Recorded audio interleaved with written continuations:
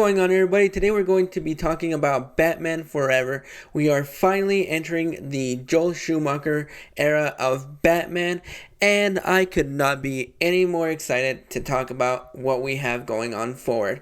So without further ado, let's go ahead and get started. Now this time around, we have Val Kilmer taking over the role of Batman in Batman Forever. And Batman must battle former District Attorney Harvey Dent, who is now Two-Face, and Edward Nygma, the Riddler.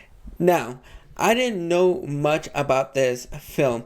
Growing up, the only thing I knew about this film was the fact that we had Val Kilmer taking over the role as Batman, and we had Tommy Lee Jones as Two-Face and Carey as the Riddler.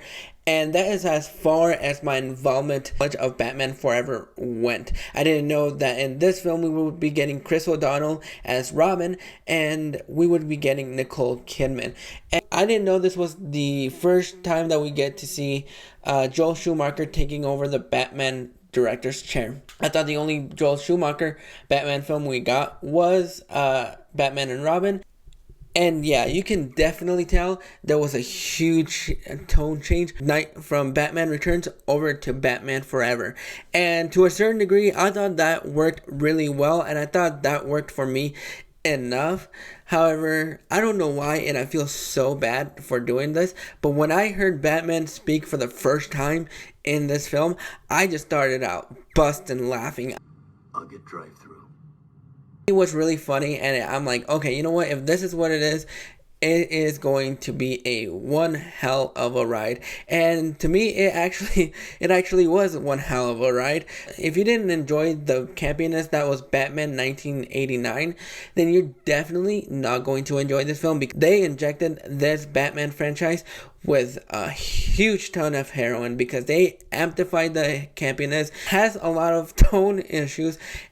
It is a factor of the fact that Warner Brothers was just selling toys with this Batman film, and to some people that will turn you off immediately. It was actually the first time that we get to see Val Kilmer as Batman. I actually enjoyed him more as Bruce Wayne than I did Batman. I didn't think he fit the role of Batman all too much. I thought he had the suaveness that you would expect from a Bruce Wayne, but his take on Batman really didn't work for me all too much. I'm not sure how much of Joel Schumacher's direction was infused with that, but I really didn't enjoy his Batman all too much. I thought Tommy Lee Jones really overcooked it as Two-Face, and Jim Carrey, this was Jim Carrey at the height of Jim Carrey. You see a lot of his Jim Carrey isms in this film. To some people, like I said, it'll turn you off immediately. To me, it actually worked to a certain degree. I liked his Riddler a little bit more than I liked Two-Face in this film, but I really enjoyed the campiness of this film. It was a little bit fun. They took out most of the dark and brooding aspects of Batman, which I kind of wish they kept a little bit more of in there. I didn't get invested a lot in Tommy Lee Jones's Two-Face. I thought it was very overcooked. I thought it was a little bit too cartoony. I thought Jim Carrey, for what this film was, fit enough, but he overcooked it just a little bit too much.